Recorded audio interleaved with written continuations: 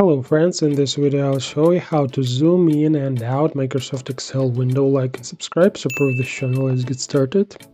You may not have noticed, but the zoom command is right on the main window, right here in the lower right corner. It's represented as a slider, with which you can very quickly adjust the zoom level of the sheet by dragging it to the left or right. However, manually adjusting the scale using the slider can be slow, especially if you frequently zoom in or out of the worksheet when working with data. A slightly faster way is to use keyboard shortcuts.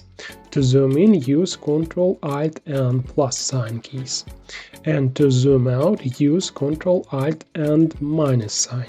This method is faster but still not very convenient. In my opinion, the best way to change the zoom is to use the Ctrl key and the mouse wheel. Hold down the Ctrl key and use the mouse wheel to adjust the desired scale of the Excel sheet. And a way for the laziest, you can change the zoom with one mouse wheel.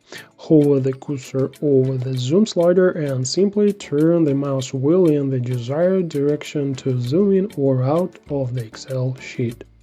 That's all. Now you know a little more. Thanks for watching.